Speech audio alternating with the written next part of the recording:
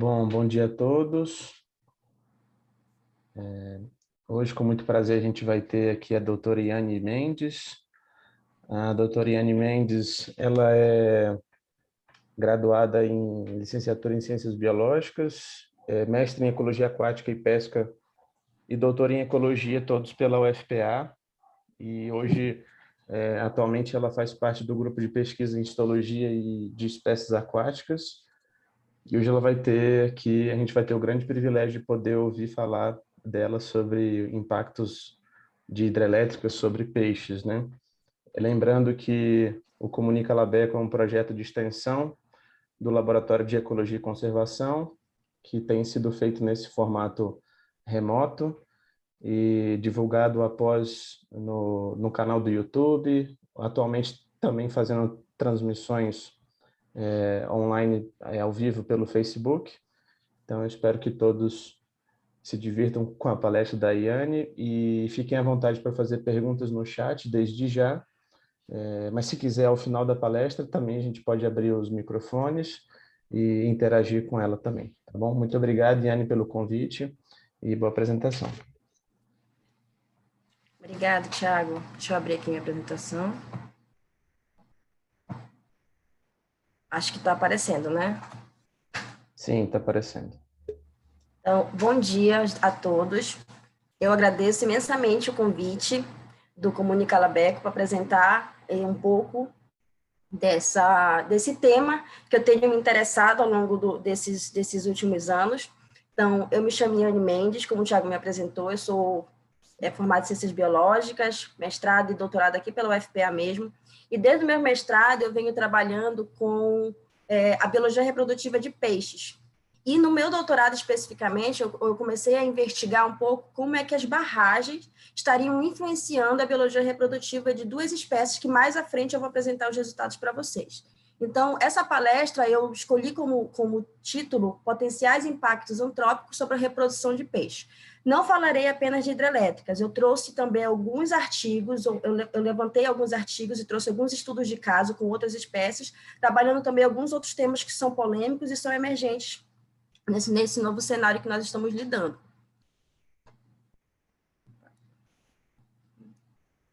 Então, não está passando para mim. Agora passou. Tá, então, o que eu mais vejo quando eu leio sobre os potenciais impactos antrópicos sobre a reprodução de peixes, sobre a ecologia de peixes, sobre o comportamento de peixes, sobre quaisquer aspectos da biologia de peixe? Que, ao longo dos anos, o desenvolvimento urbano, tecnológico das grandes cidades trouxe consigo uma série de consequências para o meio ambiente, pois as atividades são de cunho prejudicial.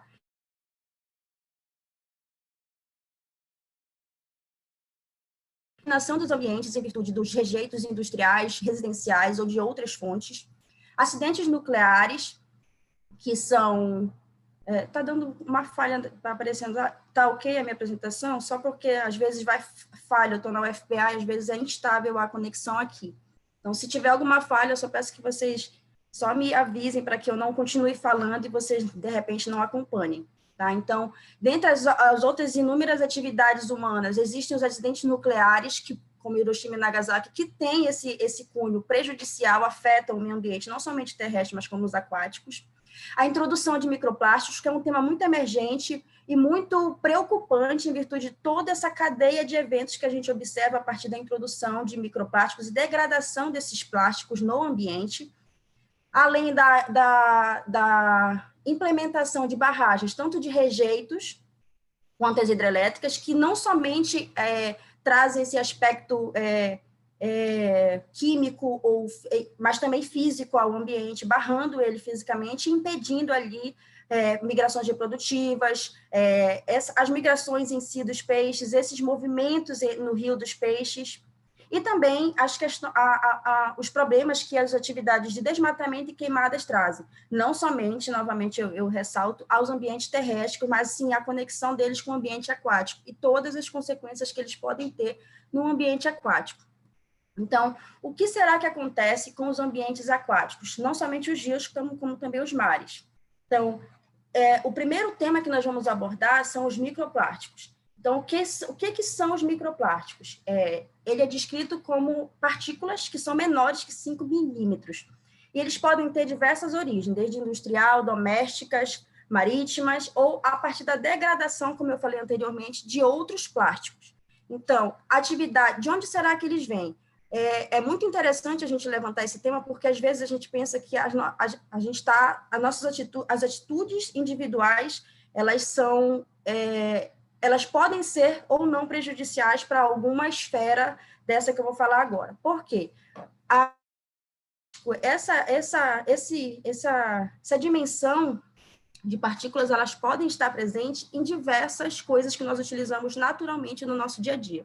Como, por exemplo, aqueles esfoliantes de pele, existem algumas partículas que podem se estar presentes no ambiente e estar presentes nos organismos aquáticos. Maquiagem, o glitter, a lavagem de roupas sintéticas, ela promove uma grande introdução de fibras e essas esferas de microplásticos, além da produção em massa de garrafas PET, de plásticos em si, que a gente sabe que é um problema ambiental em virtude da lenta degradação. E durante essa degradação, muitos elementos são introduzidos no meio ambiente. Então, o que esses microplásticos eles promovem nos organismos? Então, eu trouxe aqui somente algumas ilustrações mostrando a poluição e contaminação dos ambientes. Então, alguns peixes acabam ingerindo. Então, aqui algumas fotos mostrando larvas de peixes contaminadas que já apresentaram algumas esferas de microplásticos. Os peixes adultos também que apresentaram microplástico no seu corpo. E aqui só uma ilustração mostrando que esses microplásticos também podem estar presentes na superfície do corpo dos organismos. Outra questão que eu pesquisei e eu achei muito interessante trazer aqui são os micropoluentes. Dentre eles, a gente vai falar um pouquinho sobre os disruptores endócrinos, que são substâncias que vão atuar justamente no sistema endócrino dos organismos, que a gente sabe que é um dos sistemas essenciais para a manutenção da fisiologia e metabolismo dos organismos. Então, esses disruptores endócrinos, eles são substâncias químicas que afetam esse sistema endócrino. Então, de onde elas vêm? Quem são essas substâncias? Como é que eu posso ajudar? Então, isso é muito presente em pesticidas, em ingredientes de materiais e produtos que são produzidos por nós mesmos ou pelas indústrias, em solventes, em ingredientes industriais. Então, muitas atividades industriais elas acabam tendo esse caráter de promover no ambiente a presença desses micropoluentes, em especial os disruptores endócrinos. As farmácias, esses remédios, essa gama de remédios que nós temos também tem esse caráter, além da presença de metais, que a gente sabe que é muito comum, é natural em algumas regiões, porém ela tem sido intensificada em virtude das atividades antrópicas.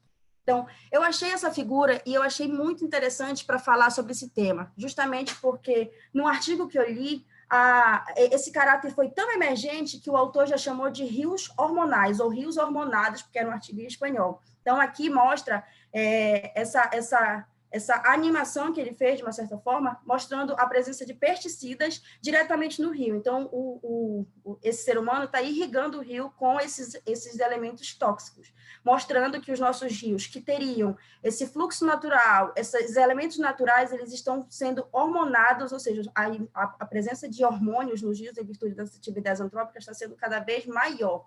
E isso, com certeza, tem influência sobre os organismos. Então, de uma certa forma, como é que esses disruptores endócrinos eles atuam na fisiologia do organismo? Então, considerando um mecanismo natural de células, então existem os hormônios naturais que se ligam aos receptores celulares e vão desempenhar diversas funções que o nosso organismo, que os organismos de peixes, de aves, de mamíferos, de crustáceos, eles têm. Mas na presença de um ambiente poluído, esses hormônios que seriam naturais, eles acabam sendo mascarados por disruptores endócrinos, que se ligam a esses receptores celulares e acabam danificando, prejudicando fisiologicamente, metabolicamente, a função de determinado órgão, que pode ser tanto da respiração, quanto da circulação, quanto da reprodução, que é o que eu vou trazer para vocês mais adiante. Então, como eles funcionam? Dessa seguinte forma, mascarando essas ligações celulares. Então, um terceiro tema, que é o tema que eu sinto que é mais familiar para mim, porque foi o que eu desenvolvi na minha tese de doutorado, foi a influência ou como as barragens hidrelétricas estariam modificando os ambientes aquáticos. Então, tradicionalmente, o que é uma barragem? É um empreendimento que visa a produção de energia, então tem o caráter econômico, mas que fragmenta fisicamente e altera o ciclo hidrológico natural do rio, em virtude dessa barragem aqui. Então, existe um ambiente criado acima e abaixo da barragem. Ambos os ambientes acabam tendo uma influência sobre os organismos. E nós vamos ver isso já já. Então, quais são as principais consequências, não somente sobre a reprodução? A barreira física, que limita esses movimentos no rio, de algumas espécies que são migradoras ou de espécies que não realizam grandes migrações.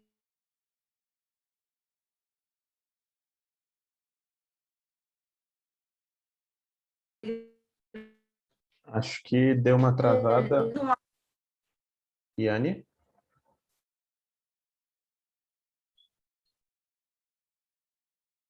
Opa! Iane Voltou? voltou. Alô? Estou te Voltou, ouvindo tá. agora. Eu parei. Tá bom, gente. Então, volte a falar da das barreira. consequências. Isso. Isso, tá. Então, existe inicialmente as consequências que são as mais visíveis, que é a barreira física, mas existe uma barreira química, a alteração do ciclo hidrológico do rio, alterando aqueles períodos de cheia e seca que a gente sabe que para regiões tropicais, a bacia amazônica, são imprescindíveis para a manutenção dos organismos aquáticos, e também um alto índice de mortandade, em virtude da própria construção e em virtude das consequências que vão acontecendo ao longo dos anos, especialmente para espécies que não conseguem se adaptar àquele ambiente.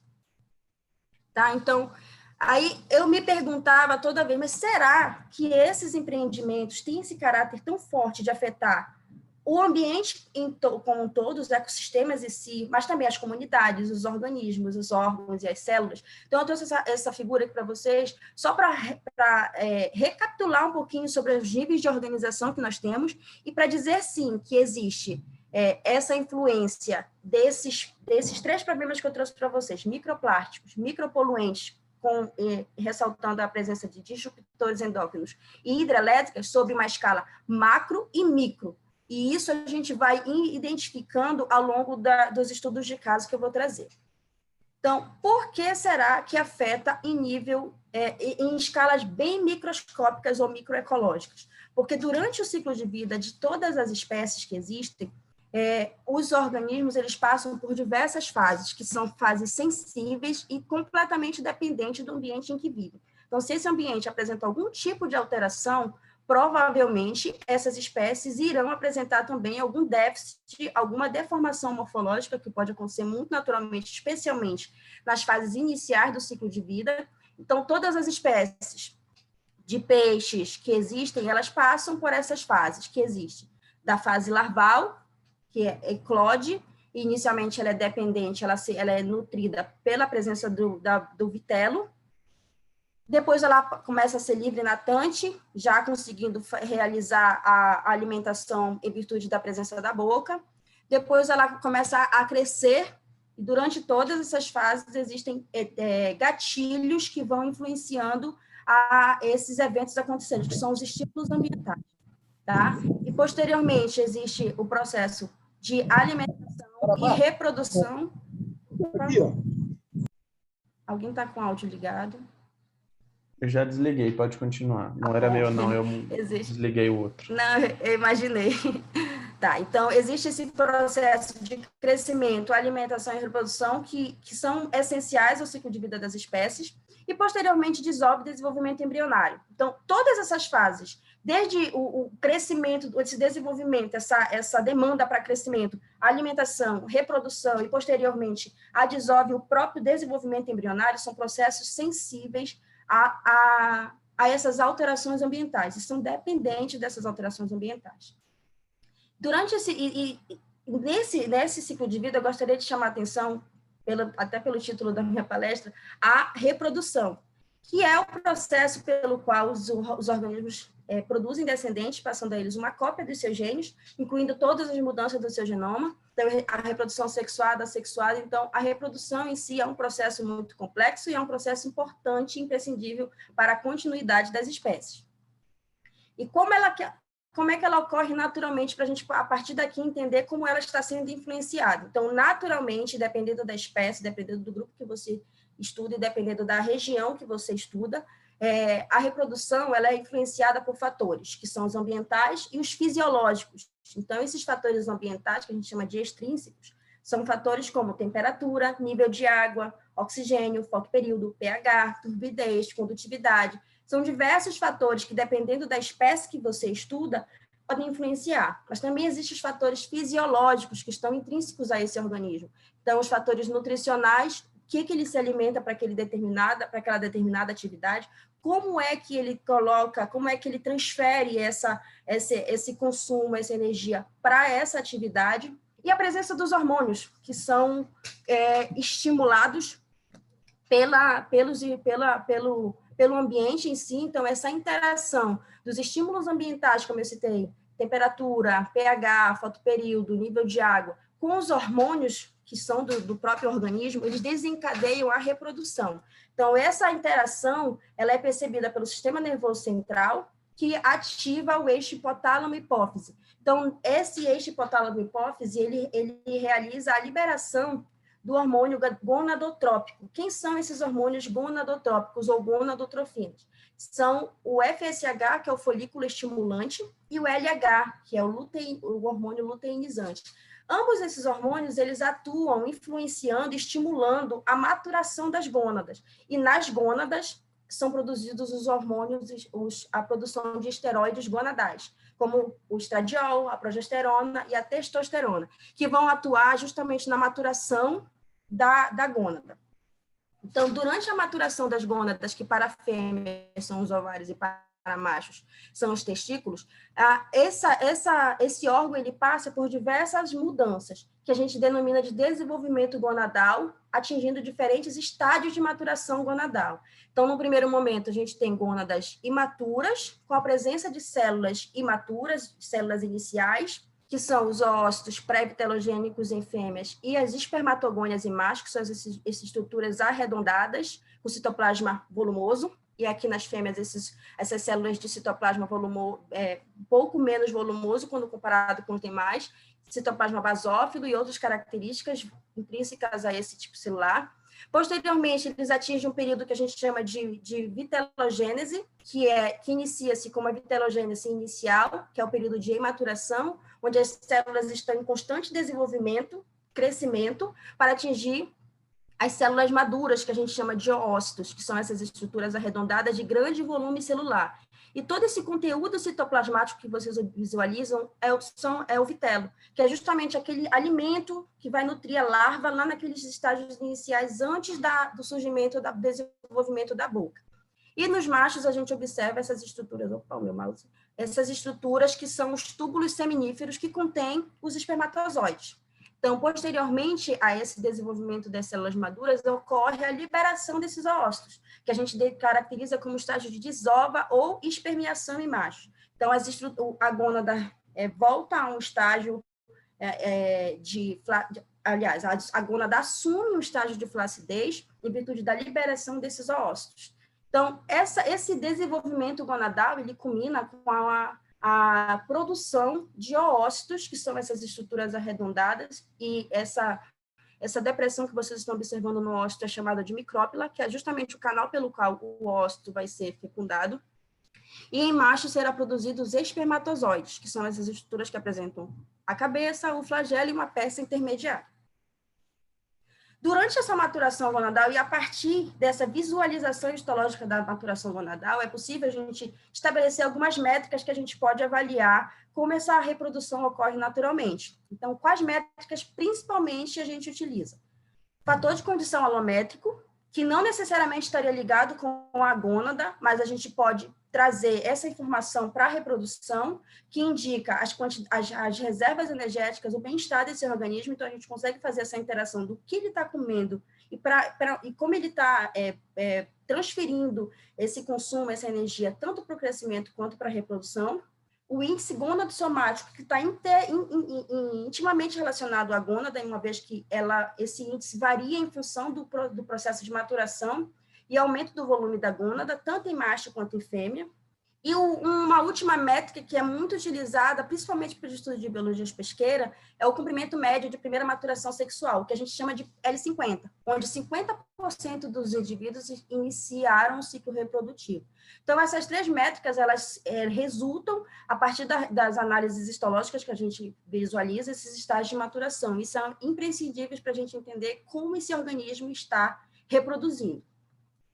Então, agora a gente vai conhecer um pouquinho os estudos de caso que eu trouxe para vocês, para a gente entender como o microplástico, os micropoluentes e as barragens estão afetando a reprodução dos peixes. Então, inicialmente, quais são as consequências do microplástico sobre a reprodução? Então, esse artigo que foi publicado na Chemosphere, nesse ano de 2021, os autores estudaram a exposição do microplástico poliestireno em gônadas de peixes do zebrafish, que é o Daniel Herring. Então, quem é esse poliestireno? Será que é algo que a gente não conhece? Na verdade, é algo mais comum do que a gente pensa, porque ele está presente no que a gente utiliza, ou está tentando minimizar essa utilização, mas é o isopor. Então, é aquelas embalagens de isopor e outras fontes. Eu estou colocando aqui só uma fonte mais comum, mais percebida pela gente. Então, os isopores, eles contêm esses polímeros de poliestireno. E eles podem estar presentes em outras fontes e no meio ambiente podem ser degradados, estando ali presentes para os organismos. Então, nesse artigo, o que os autores observaram a partir da exposição do poliestireno nesse organismo, que é o Daniel Herring? Então, ele observou que durante o desenvolvimento gonadal desses peixes, houve uma intensa atividade, uma intensa presença de espécies reativas de oxigênio, tá? É importante salientar que essas espécies reativas de oxigênio, elas podem ter uma causa natural em virtude de um estresse oxidativo, em virtude das atividades reprodutivas da espécie, porém, elas vêm sendo intensificadas em virtude da presença de substâncias tóxicas no meio ambiente. Então, o que essas espécies reativas de oxigênio oriundas da exposição a poliestireno trouxe para esse organismo? Ela acabou promovendo eventos em cascata para a realização final da apoptose, que é um processo comum de morte celular, porém, em virtude dessa exposição ao poliestireno, foi intensificado nas gônadas do zebrafish. Então, a partir dessa via... Áudio. Só o áudio de é da Lise. Então, essas espécies reativas de oxigênio, elas, através da via P53, que inibe a ativação do BCL2, que é uma via antiapoptótica, ela acaba ativando, de forma diversa, as caspases, que são enzimas que estimulam e executam as apoptoses. Então, as caspases, a família das caspases, elas acabam atuando tanto no estímulo quanto na execução da apoptose, tanto visualizada através da fragmentação de DNA ou através de reparo desse DNA, sugerindo um dano. Então, ele observou essa intensa atividade de espécies reativas de oxigênio, que estimularam a apoptose. E, biologicamente, o que ele observou no comportamento desse animal? Então, lembre-se do índice gonadossomático que eu acabei de falar, que é o volume da gônada. Então, ele observou que esse volume de gônada, principalmente nos testículos, foi menor e foi completamente influenciada pela exposição ao poliestireno. Então, ele utilizou 4 níveis de exposição, um controle e 3 já até a exposição máxima que ele observou. E, a partir dessa exposição, houve interferência no volume dos testículos em machos, como é observado na figura 5. Esse é o graphical abstract que eles trouxeram no artigo, e ele mostra que, além dessa influência no volume das gônadas, houve interferência morfológica e histológica, uma vez que os testículos presentes nos machos, eles apresentaram essa membrana testicular mais delgada. E essa redução da membrana basal dos túbulos seminíferos compromete a produção, a qualidade e quantidade de células viáveis, os espermatozoides ao final do processo reprodutivo. Então, aqui só para representar para vocês os túbulos seminíferos, que são essas estruturas alongadas, que no estágio maduro assumem o seu volume máximo. Então, ele observou aqui pela seta vermelha que houve uma redução da espessura dessa membrana dos túbulos seminíferos. Aqui, só para representar para vocês, são a linhagem de células espermatogênicas que são encontradas durante os estágios de maturação, como eu apresentei para vocês. Então, SG é a sigla para espermatogônia, que são as primeiras células observadas nos estágios iniciais, como imaturo. ST, que são SC, os espermatócitos, ST, as espermátides, e SZ, os espermatozoides. Então, são o grupo de células de linhagem espermatogênica, ele chama a atenção justamente a essa redução da membrana basal dos túbulos seminíferos. E, a partir da técnica de túnel, que consegue identificar a fragmentação do DNA, como eu falei, quando ele ativa a caspase, ele promove esses eventos em cascata para a ocorrência da apoptose, que é a morte da célula. Então, ele observou, a partir dessa técnica de túnel, principalmente nas células dos espermatócitos, que houve uma grande ocorrência de apoptose, principalmente na exposição máxima ao poliestireno. Mas nas outras exposições, desde a menor até a maior, houve já uma grande intensidade dessa reação, mostrando que essa exposição a esse microplástico, que foi o poliestireno nesse estudo, ela é prejudicial, especialmente aos machos. Também foram evidenciados alguns efeitos deletérios em fêmeas, mas eu trouxe para vocês os principais efeitos, ressaltando a influência desses microplásticos. É só esse? Não. Mas eu trouxe nesse momento do poliestireno. Existe uma gama de investigações que já foram realizadas ou estão sendo realizadas a fim de identificar em que momento isso acontece, como isso acontece, para a gente tentar ter essa responsabilidade de minimizar esses efeitos. Então, o segundo grupo de efeitos de problemas antrópicos que a gente vai estudar, a gente vai conhecer um pouquinho, são os micropoluentes, com atenção aos disruptores endócrinos. Eles estão presentes em basicamente tudo o que nos cerca, até a degradação dos microplásticos que eu citei anteriormente. Por quê?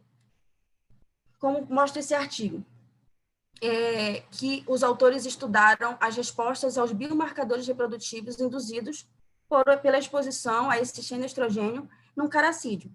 Então, ele fez uma análise que eu achei magnífico, que é um estudo experimental, mas com um olhar de campo. Então, ele expôs o Astyanax fasciatus a níveis de benzoato de estradiol, e esse experimento ele fez um grupo controle, um grupo experimental, e analisou ainda 5 áreas alvo ambientais, que tinham influência de áreas industriais, áreas de agricultura, ou simplesmente de descarte de rejeitos urbanos, residenciais e outras atividades que pudessem introduzir esses xenoestrogênios no ambiente. Então, ele pegou a substância, expôs os organismos e identificou para comparar, então, com os ambientes.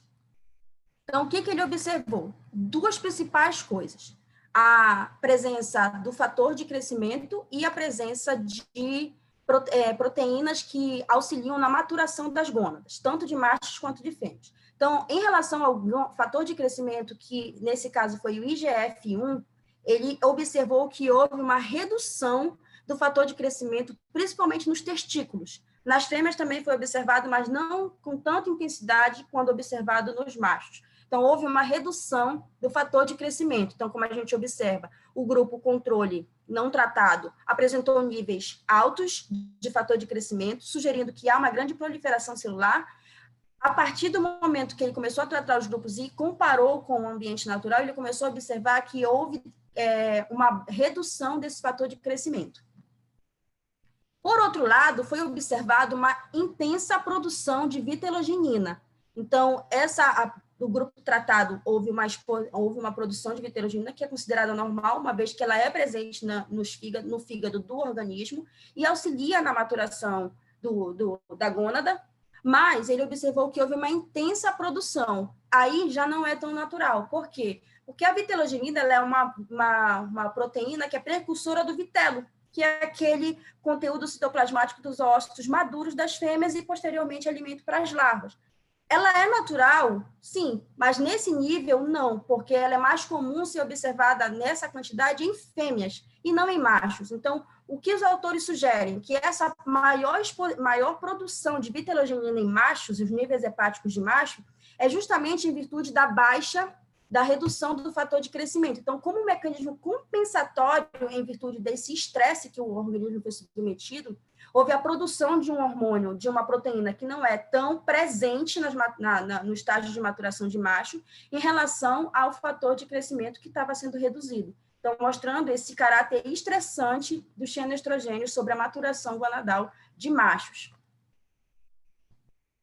Um outro artigo também trabalhando a parte de micropoluentes foi uma alteração morfológica do gonopódio, que foi observado em Kinesterodon dessemaculatus. Então, o que ele observou? Nesse estudo, ele avaliou o efeito da qualidade de água, que eram águas que recebiam a influência de rejeitos industriais, sobre a maturação gonadal de peixes e sobre os níveis hepáticos dos peixes, uma vez que o fígado é um órgão essencial para esse transporte de substâncias para a maturação gonadal. Então, inicialmente, por exemplo, a vitellogenina, ela é inicialmente produzida no fígado, mas também há uma produção endógena da própria gônada. Porém, grande parte dessa vitellogenina, ela vem do fígado, transportada através da corrente sanguínea. Então, ele observou, a partir do fígado e dos testículos e a estrutura do gonopódio em si, a influência da qualidade de água em virtude da exposição a esses rejeitos. E o que ele observou? Que houve alterações morfológicas na estrutura copuladora dos machos, que é o gonopódio. Então, aqui é uma figura mostrando o aspecto natural, mas ele observou que houve ou atrofia ou outras alterações morfológicas nessa estrutura copuladora. Então, a gente começa a identificar que esses micropoluentes, eles atingem tanto um nível microscópico quanto um nível, entre aspas, macroscópico, uma vez que essa estrutura copuladora, ela é externa, né? Ela fica na parte externa do corpo do organismo. Então, identificando também esse caráter deletério na reprodução desse organismo. E agora a gente vai entrar na parte de barragens, que é um tema que eu tenho um pouco mais de familiaridade, em virtude de ter sido objeto de estudo do meu trabalho, e vamos conhecer um pouquinho como as barragens estão afetando esse ambiente aquático e os organismos. Então, eu trouxe para vocês o primeiro capítulo da minha tese, que foi publicado recentemente, e nesse capítulo nós tentamos avaliar, investigar como espécies sedentárias poderiam ser indicadores da mudança na vazão do rio. Então, nossa área de estudo foi o Rio Xingu, em virtude da presença da Belo Monte, que vem modificando o ambiente, e a nossa pergunta era, como é que esses organismos estão respondendo a essas alterações? Então, para esse estudo, nós estudamos 2 geófagos, um que é endêmico ao Rio Xingu, que é o geófagos argyrostictus, e uma espécie que é mais amplamente distribuída nos rios da bacia amazônica, que é o geófagos álticos. Então, nós identificamos nesse estudo um período pré-barramento, que nós chamamos, que foi no período de 2012 a 2013, e um período pós-barramento, que foi nos anos de 2018 e 2019, onde algumas turbinas já estavam em funcionamento. Atualmente, a hidrelétrica já encontra-se em, acho que, total funcionamento das turbinas.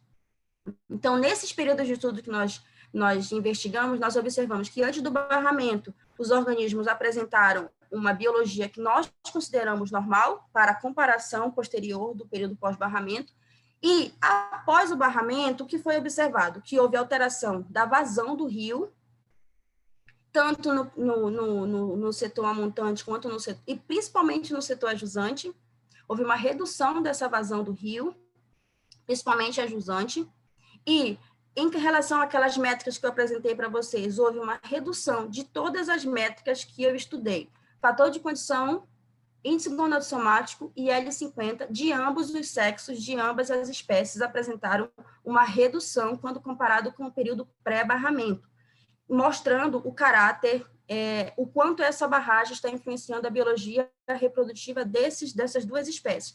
E, especialmente, a espécie endêmica, que apresentou um menor tamanho de corpo, um menor volume de gônada, uma menor tamanho para a primeira maturidade sexual. Então, essa espécie acabou sendo um pouco mais influenciada pela barragem quando comparado com geófagos álticos, mas ambas as espécies foram influenciadas pela barragem, tendo essa redução nas métricas que nós avaliamos. Outra característica que nós observamos, e esses dados ainda não foram publicados, mas já estão em organização para publicação, foi o que está acontecendo com os zoócitos dessas fêmeas. No primeiro capítulo, que foi esse que eu apresentei para vocês, nós observamos que houve influência na reprodução, principalmente na espécie endêmica e principalmente nas fêmeas. Então, se as fêmeas estão sendo influenciadas, de que forma elas estão sendo influenciadas? O primeiro start que nós tivemos foi como os zoócitos estão sendo produzidos. Uma vez que, para a produção de oócitos, para a produção de espermatozoides e oócitos, o organismo ele passa por estresses. Ele é influenciado e ele precisa ter um grande gasto energético. E esse gasto energético, em um ambiente estressante, pode não ser o mesmo, ou pode estar sendo comprometido. O que foi que nós observamos? Então, o que está acontecendo com os zoócitos? Aqui, mostro para vocês uma organização natural das gônadas, então aqui é uma lamela ovígera, contendo os diferentes tipos oocitários, que foi aquele que eu apresentei ao longo dos estágios de maturação gonadal. Então, o que nós observamos? Que do início da maturação até o final da maturação, houve um grande índice de apoptoses. É natural? Sim, é natural, mas nessa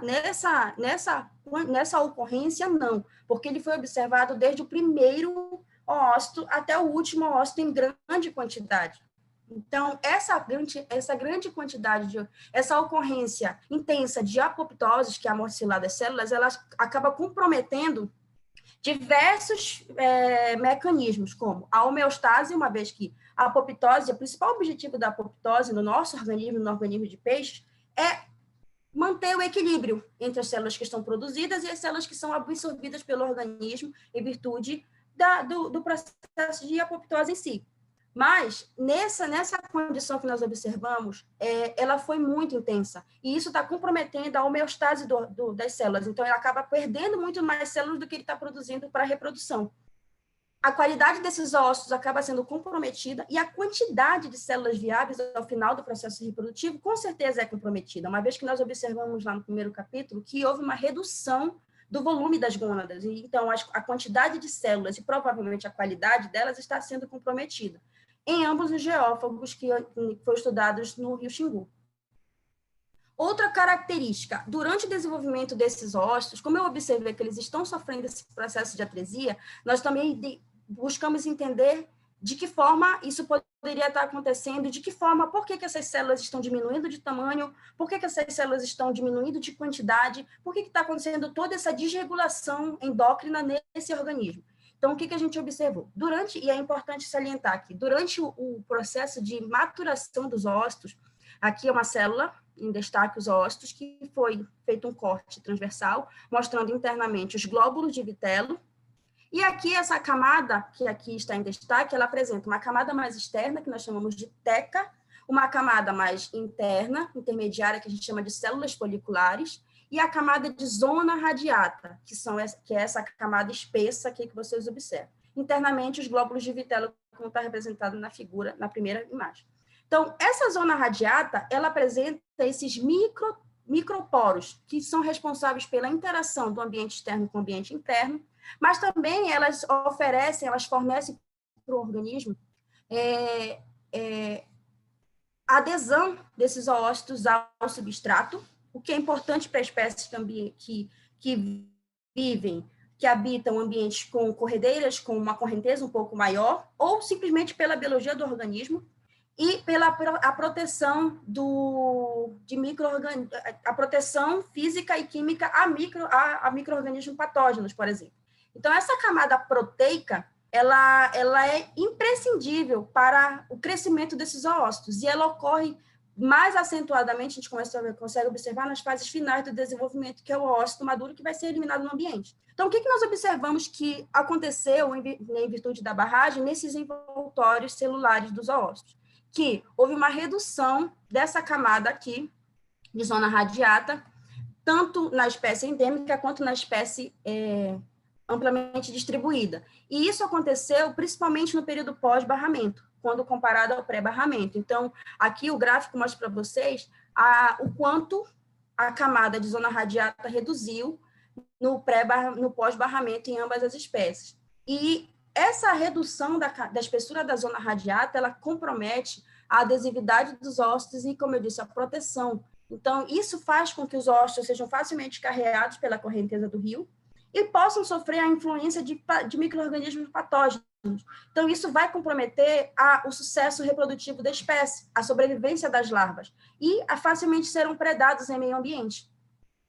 Então, ainda continuando dentro desse tema de ócitos, a gente observou que houve alteração da quantidade de ócitos em virtude da influência da apoptose, houve alteração na camada envoltória do ócito em virtude da diminuição da zona radiata, e houve diminuição também do diâmetro desses ócitos, que é o tamanho dessas células. Então, nós fizemos uma análise morfométrica de um período pré- e pós-barramento, e identificamos em ambas as espécies, ao longo dos diferentes estágios de maturação, que houve uma redução da camada dos zoócitos. Então, aqui, o período pré-barramento de geófagos argirostícticos e geófagos áltifos, porém, no período pós-barramento, há uma redução muito grande, expressiva, do tamanho desses zoócitos. E isso reflete justamente os déficits que a gente está observando. A ocorrência de apoptose e diminuição da zona radiata. Isso está influenciando completamente a quantidade de células que está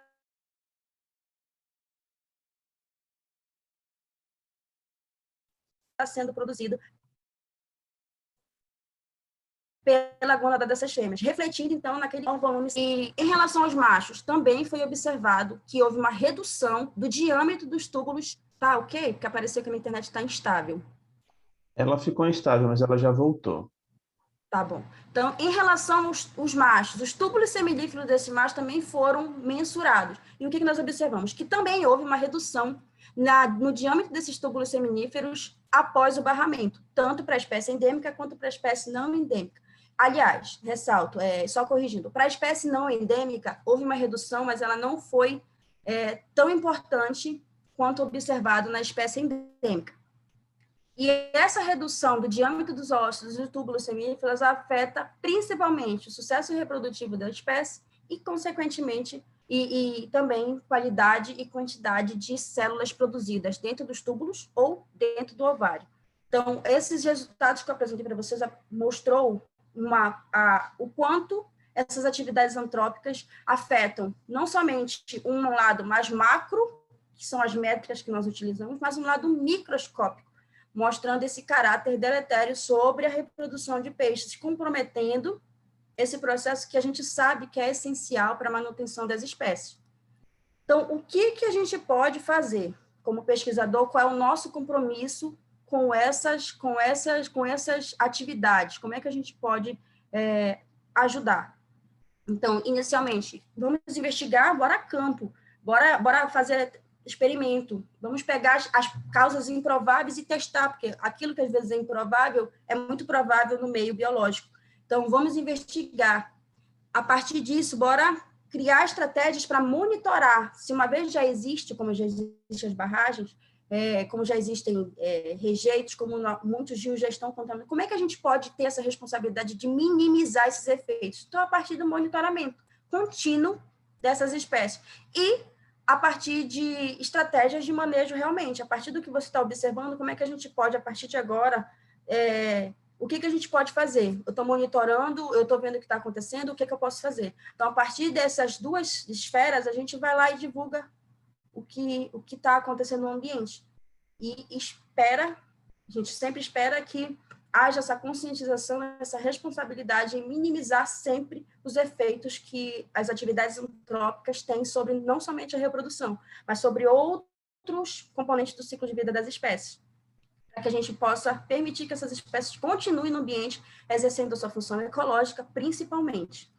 Então, como a gente pode avaliar? A partir de um lado microscópico, então, existem ferramentas inúmeras, trouxe 3 aqui, mas são inúmeras, que é a bioquímica, onde a gente pode identificar todas as alterações que ocorrem hormonalmente, molecularmente, genético, histológico, que é a minha praia, então, a histologia ela tem um alcance muito grande a fim de dar diagnósticos precisos sobre áreas degradadas, sobre organismos que estão sofrendo algum tipo de influência antrópica, mas também existe o lado macro, que é o estudo ecológico em si, que trabalha com essa parte mais macroecológica da organização esses estudos em comunidade, populacionais e o próprio organismo. Então, existe muita coisa que se pode fazer e muitas ferramentas pelas quais nós podemos alcançar esses estudos.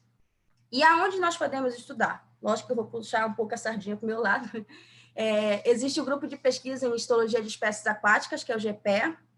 Nós estudamos e recentemente estamos estudando justamente a influência das atividades antrópicas sobre a histologia dos peixes, sobre a fisiologia, sobre o metabolismo, sobre os órgãos dos peixes. E existe também o Laboratório de Ecologia e Conservação, o LABECO, que também realiza já imensas e importantes pesquisas desse cunho, principalmente. Então, aqui, só para mostrar para vocês, ilustrar um pouco dos artigos que eu fiz uma síntese para apresentar para vocês, então eu utilizei basicamente 6 artigos e alguns outros, e alguns dados também não publicados da minha tese, para trazer para vocês um pouco a ponta do iceberg do quanto as atividades antrópicas estão afetando a reprodução dos peixes. Então, só para finalizar, eu deixo aqui com vocês essa fala da Mafalda, onde o planeta ficou doente porque está com a humanidade baixa, justamente salientando a importância das nossas ações individuais e principalmente a nossa responsabilidade como pesquisadores frente a essas atividades que nós estamos observando. Então, para quem quiser me contatar depois, tiver alguma dúvida ou quiser trazer alguma coisa nova, eu estou aqui também para aprender. Tem muita coisa que eu nunca estudei. A parte hidrelétrica é um pouco mais a minha afinidade, mas microplástico e micropoluentes eu fiquei muito interessada e tem muita coisa que a gente pode aí investigar. Então, quem tiver interesse, depois pode me contactar. E muito obrigada a todos pela presença. Obrigado, Yane, a gente que agradece. Eu particularmente acho muito bom as tuas falas sempre, e é como tu falou, o que tu apresentou é a ponta do iceberg, né? Muita coisa ainda está desconhecida, porque a gente vai estudando uma espécie por vez, como você vê aí os artigos mesmo que você traz, trazendo uma espécie por vez para descrever o que acontece com aquele organismo, né? Dificilmente você encontra ao nível de comunidade ou a nível de bioma ou de ecossistema, né? Porque as coisas ainda são muito, muito desconhecidas. É verdade. E aí, tenho 2 perguntas aqui no chat, que eu vou fazer elas primeiro. Primeiro, uma foi do Facebook, foi a Lourdes Antunes, que é bióloga. Ela perguntou quais os principais impactos sobre a reprodução de pescado em áreas de portos, onde haverá barreiras de contenção de correnteza para amenizar a movimentação das águas. Eu poderia listar um monte de influência dessas barreiras de contenção.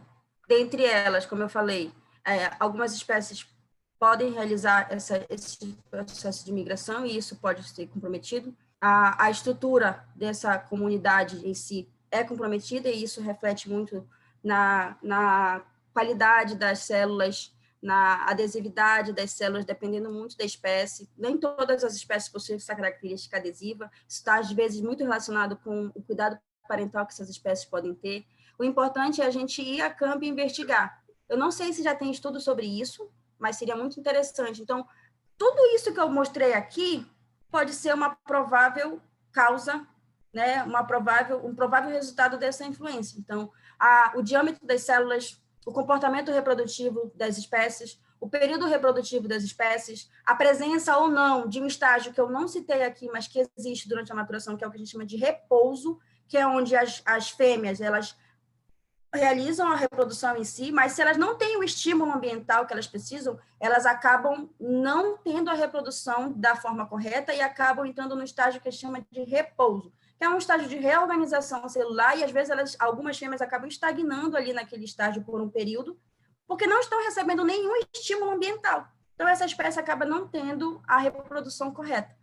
Então, muitas coisas podem acontecer com essa fêmea, como eu falei. Desde o tamanho da fêmea, isso já influencia o tamanho das gônadas que ela vai produzir, influenciando a fecundidade, porque se você tem uma fêmea pequena, você tem menos ósseos sendo produzidos naquela cavidade celomática. Influencia também a qualidade das células. Então, muitas coisas podem acontecer. Se você tem essa dúvida, se você tem a condição de talvez estudar, é muito interessante, até para trazer essa informação depois para a gente. Então, eu trouxe aqui algumas possibilidades. Então, dentro dessa dimensão aí, muita coisa pode acontecer com a reprodução desses organismos. Certo. Eu posso complementar ou não? Pode, claro. Eu acho que também, assim, além do que a Yane falou, em questões de gônadas, de reprodução, né, acima de tudo tem que olhar a estrutura branquial desses animais. Então, em áreas de porto, a gente percebe muito os olhos das embarcações, né? E nesses peixes que estão nessa área, então, um dos primeiros órgãos a serem afetados é justamente as brânquias, e o que dificulta, né, o trato respiratório, essas trocas gasosas, né, que esses animais realizam, e que certamente vai repercutir em toda essa situação da reprodução. Então, uma vez comprometendo essa estrutura branquial, a gente já vem com trabalhos relatando, né, patologias branquiais, né, e às vezes chegando no último estágio, que é de necrose, né, o que leva posteriormente à morte desse animal. Então, assim, uma pessoa que está estudando áreas portuárias, é importante não somente olhar a estrutura do sistema, o sistema reprodutor como um todo, porque certamente vai estar alterado, conforme a Yane falou, mas é importante analisar a estrutura, a brânquia e o fígado desses animais. Tá bom? Desculpa, Thiago. Não, imagina. Não, em outras palavras, é meio que dizer assim que dentre os processos naturais, né, a reprodução ela só vai acontecer se o organismo estiver balanceado em si, né? Então, se ele está prejudicado ali na reprodução ou no seu balanço hormonal por alguma influência, seja antrópica ou não, a reprodução ela vai meio que deixar de lado porque demanda energia, né? Enfim. E continuando aqui com a pergunta, tem uma pergunta do Raoni, e ele quer voltar para o exemplo da tua tese, Yane. Uhum. Pensando que Geófagos é uma espécie R estrategista, como você traduziria essas alterações a nível celular histológico que observou com a alteração no sucesso reprodutivo da espécie? Como eu traduzo essas alterações? Isso. Como é que você interpreta, acho que ele quis dizer? No caso, de que forma esse ambiente de fato está influenciando, é isso? Bom, não sei. Se o Raoni quiser abrir o microfone para perguntar, ele também pode ficar à vontade. Bom dia, Yane. Dá licença, então, Oi, Thiago. Raoni, Tudo bom bem? Dia. Fica à vontade, Raoni. Tudo bom. Então, na verdade, não fui feliz na minha escrita, deixa eu tentar clarear, então, um pouquinho.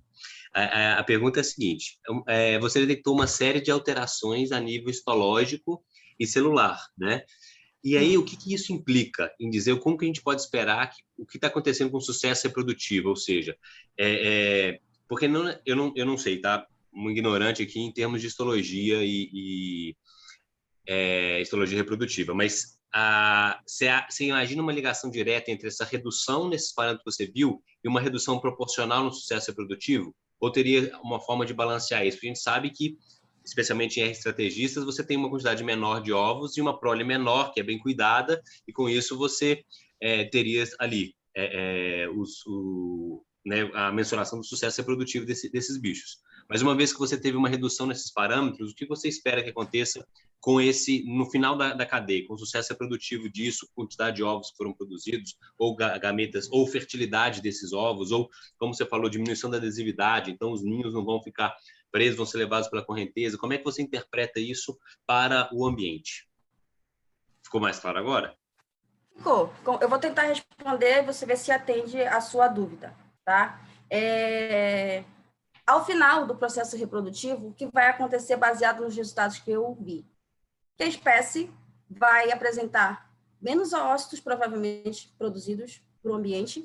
Com a redução da zona radiata, esses ócitos poderão realmente ser levados pela correnteza, então a sobrevivência daquela prole vai ser comprometida completamente. E, lógico, eu vou de uma forma, um pouco pode até ser grosseira, mas ao longo das décadas, caso essa espécie continue apresentando essa mesma condição que eu observei nesse período de estudo, com certeza essa espécie vai ter uma redução dos estoques em ambiente natural. Mas pode ser que não tenha, pode ser que ela se adapte e ela se mantenha nesse tamanho populacional. Mas nós observamos que o tamanho da célula mudou, a presença de apoptose foi intensa durante toda a maturação celular. E isso já faz com que a fecundidade dela seja menor em ambiente natural. E se ainda, após a desova, esses ócitos apresentam uma zona radiata menor, que é o que confere adesividade, a gente sabe que o rio Xingu ele apresenta essa correnteza forte, então imagina o que pode acontecer. Com certeza, a espécie vai, daqui a alguns anos, pode apresentar-se em estoques naturais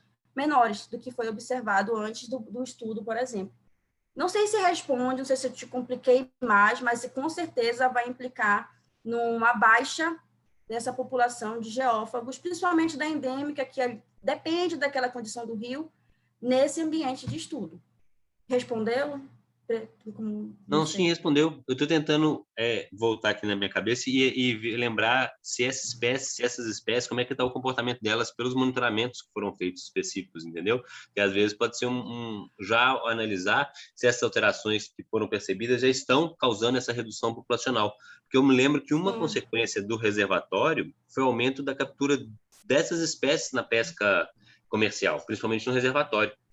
Entendeu? Mas não necessariamente aumento de pesca, quer dizer aumento das populações, mas só que talvez seria interessante, já que esses dados também têm, o monitoramento continua, avaliar daqui a alguns anos essas consequências, o que aconteceu com as populações a partir dessas mudanças, e se elas podem se elas são diretamente correlacionadas, ou qual a relação entre esses dois, os parâmetros histológicos e os parâmetros reprodutivos ou de métricas populacionais depois. Mas respondeu sim, muito obrigado, é isso mesmo. Sim, na verdade é um interesse que eu até tenho, porque o meu estudo é, entre aspas, recente, né? Foi finalizado em 2019 a pesquisa de campo em si. Então, imagina, de 2019 para cá, o que está acontecendo agora? Daqui a 10 anos, daqui a 15 anos. Então, tentar realmente fazer esse acompanhamento para identificar se esses resultados que eu vi agora já não estarão comprometendo as futuras populações. Então, é muito importante, é muito novo. A gente está caminhando ali, né, para tentar elucidar essas questões e entender como é que isso está acontecendo. Mas, de fato, é muito importante saber se esse diagnóstico histológico já representa um possível déficit futuramente das populações ali. É verdade. E só para me intrometer também, ela está de fone de ouvido, perdão? Deixa ela retornar.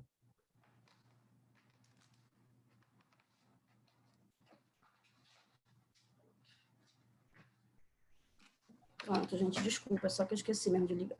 Não, imagina, eu ia falando, Yane, que o que é de comum senso, assim, né, na literatura desde sempre que o homem estuda reservatórios, é que, como o Raoni falou, né, quando em reservatórios, após o barramento, espécies mais sedentárias, elas acabam aumentando a sua intensidade na pesca, não necessariamente que isso é um reflexo no tamanho da população. Mas o que é interessante no geófagos, e que talvez a gente tenha essa oportunidade agora, né, no decorrer desse projeto que a gente está em andamento, de ver isso no trecho de vazão reduzida, né, que é justamente essa adesividade dos ovos, ela pode ter uma maior relevância nesse tipo de ambiente de corredeiro. Acho que vai ser uma oportunidade muito boa da gente avançar com isso também. Continuando aqui com uma pergunta, o Leandro Brasil, ele está parabenizando pela palestra, assim como várias outras pessoas. Obrigada, gente. Ele está perguntando se vocês, do grupo da histologia, têm experiência com o uso dessas técnicas para avaliar aspectos reprodutivos de invertebrados, em especial sobre insetos aquáticos. Inseto, pode ser. É interessante, inclusive. A gente tem investigado muito em alguns crustáceos e alguns moluscos, principalmente, mas nada impede. Então, se tiver interesse, realmente, acho que a professora auxiliadora está, inclusive, aí, que pode contribuir melhor com isso, que as técnicas estão aqui. A gente pode justamente ir adequando essa utilização e extrapolando para outros grupos. Eu nunca trabalhei com os insetos, mas com certeza deve ser muito interessante a gente avaliar a partir da histologia como está afetando também. Legal. Bom, eu tenho... Só complementando... Diga, desculpa, professora. Thiago. Diga, imagina. Só complementando, assim, hoje mesmo as ferramentas que são usadas para vertebrados podem ser utilizadas também para invertebrado. Então, isso não tem problema. Você pode fazer uma análise histológica do mesmo jeito, utilizando todos os tipos de microscopia. Tudo depende da pergunta a ser feita. Sim. Certo. Eu tenho uma pergunta também, e eu achei bem interessante aquele exemplo que tu deu do Astyanax, né, daquele artigo do Astyanax, que normalmente a gente vê ele como uma espécie bem generalista, né, uma espécie que ela continua a ocorrer depois de um impacto e até chega a aumentar os seus níveis populacionais, né, número de indivíduos e tal, em decorrência de impactos. E aí, no artigo, se eu estiver interpretando mal, tu me corrige, mas mostrou que teve um aumento muito grande da vitelogenina naqueles ambientes em que não foram impactados ou os que foram impactados? Dos que foram. Dos que foram impactados, ok, então. Então, a minha interpretação, ela tá ok. Deixa eu tentar voltar lá. E aí eu te pergunto, será que o aumento dessa vitelogenina nesses ambientes impactados, será que ele pode melhorar o fitness da espécie? Ele necessariamente melhora o fitness no sentido de ele vai ter um melhor sucesso reprodutivo? E por que eu estou perguntando isso? Porque muitas vezes nos estudos ecológicos a gente vai fazer lá estudo de comunidades em áreas impactadas, né? E a gente compara essas áreas impactadas com não impactadas, e aí vê o aumento no nível populacional de uma espécie, diminuição de outra, mas nunca, pelo menos nesses artigos, claro, não é o foco, a gente deduz o porquê que aumentou o tamanho populacional daquela espécie. A gente pode chutar, dizer que é uma espécie generalista em termos de alimentação, então acaba que não houve nenhum prejuízo. Mas o que esse artigo está trazendo é que pode ser num outro nível também, né? Num nível celular, e isso, o aumento dessa vitelogenina, ela propicia um maior sucesso reprodutivo da espécie? Então, sim e não. Sim, porque ela é importante para a maturação, mas principalmente de fêmeas. Essa intensa produção de vitelogenina nos machos acaba atuando como um mecanismo compensatório, talvez por causa da redução do fator de crescimento, que é imprescindível para a proliferação celular. Então, isso aqui é para tentar equilibrar. Tá? Acho que travou. Não sei se foi a minha. Eu não sei te dizer, com propriedade é suficiente. Desculpe, Anne, ela cortou um pouquinho. Quando tu estava falando do balancear. Sim, nesse artigo, pelo que eu entendi que os autores propuseram, foi que esse aumento da vitelogenina tentou balancear a ausência ou a diminuição do fator de crescimento, que foi observado ao longo das áreas de estudo. Então, ele fez um grupo experimental e 5 áreas que poderiam ter aquele xenoestrogênio, que eram áreas completamente modificadas. Então, esse aumento, não sei te dizer com propriedade se ele vai ser interessante para essa espécie, para aumentar o tamanho populacional dela. Principalmente porque não é tão natural a gente observar nos machos. É muito mais comum a gente observar essa intensa participação dessa proteína nas fêmeas. Então, observar isso nos machos é um fato curioso e chama a atenção justamente porque há essa falta de equilíbrio no ambiente. Então, eu acho que, não sei, talvez não represente um tamanho populacional maior daqui a alguns anos. Talvez represente o esforço que a espécie esteja fazendo para sobreviver justamente pela ausência do fator de crescimento. Entendi. Talvez. Possibilidades, né? Uhum. Entendi. Pode ser que tenham espécies que nem esse tipo de balanço consiga fazer e acabam desaparecendo mediante um impacto, Sim, né? Exatamente. Certo. Bom, se ninguém tiver mais alguma pergunta, a Yane está aqui à disposição da gente até 13h, né, Yane? Eu tenho, na verdade. É uma curiosidade. Posso falar? Pode, manda, Begô. Yane, parabéns pela palestra. Pegou. Sou eu, É sempre Obrigada. bom te ouvir falar disso aí. A minha curiosidade é em relação ao seguinte. Nas análises histológicas e reprodutivas, a gente consegue identificar o impacto um pouco antes, né, da espécie desaparecer, das populações diminuírem e tudo mais.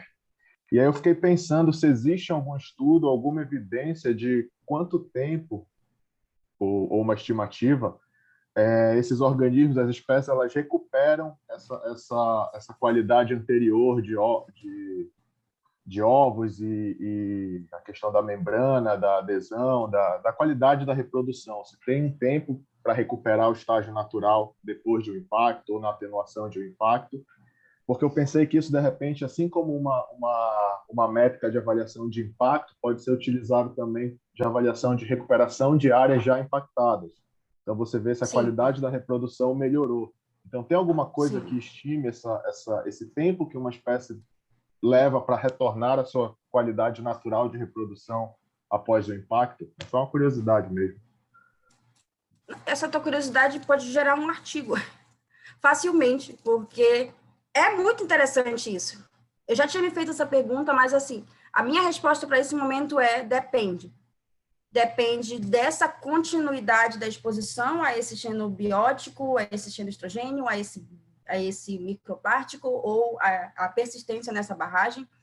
E, assim, há situações em que a espécie consegue se manter em um estoque aceitável, teoricamente, mas aquela membrana que era delgada talvez não volte para o seu estágio natural. Ela continua sendo delgada, mas continua tentando realizar a mesma função que tinha. Aquela zona radiata que diminuiu, ela ainda vai promover uma certa adesividade. Não vai ser a mesma que tinha antes, mas ela pode piorar ou ela pode tentar se manter naquele mesmo nível de organização que agora ela tem. Mas isso depende muito da exposição que essa espécie vai ter. Se isso for só intensificando, a chance é que essa espécie não vai conseguir se manter. Mas se isso se mantiver, ou com medidas isso a gente conseguir melhorar, é provável que aquela espécie, sim, vá sendo alterada ao longo dos anos. Mas eu não sei te dizer essa estimativa. Gostei muito da ideia, na verdade, porque isso é muito interessante de se avaliar a partir desse diagnóstico que a gente dá. Perfeito. Obrigado, Yane. Por nada, Becô. Bom, ótimas perguntas, né? A gente teve. Muitos parabéns, viu, Yannis, aqui no obrigada, chat. gente. Foi um prazer ter você aqui no nosso Comunica Labeco. Eu que agradeço. Eu acho que a gente não tem mais perguntas, então a gente pode encerrar. Agradecendo mais uma vez a presença dela, a presença de todo mundo. E aí, tira o compartilhamento da tua tela, Yane, por favor. E aí a gente pede para o pessoal abrir aí o Zoom, a gente tira um print da tela. Alguma coisa. Cadê o pessoal miúdo? Oi, professor. Cadê o pessoal? Estava ouvindo tudo, tá? Só não podia porque eu estava em outra reunião. Mas Cadê o pessoal? Mas parabéns, Guilherme, foi muito legal. Obrigado, professor. Obrigado Pode pelo abrir a convite. câmera, pessoal, para a gente ver o pessoal um pouquinho, a gente bater uma foto, né, Mildo? O Brasil já quer ver as gônadas da Gordonata dele. É, Brasil? Pode vir, que venha, depois da pandemia. Professora auxiliadora. Acho que o pessoal ele tá meio tímido, né? O pessoal tá sem câmera. Bate assim mesmo. Tem... Tá, eu vou tirar o... Onde é que eu tiro o print aqui? Acho que é aqui. Então vamos lá. Deixa eu fechar aqui o chat para ficar mais amplo a tela. 1, 2, 3 e... Pronto, acho que foi. Então eu vou interromper aqui a gravação. Obrigado, Yane, mais uma vez. Até uma próxima. Obrigado, gente. Obrigado, pessoal. Muito obrigado. Bom dia para vocês. Tchau, bom dia.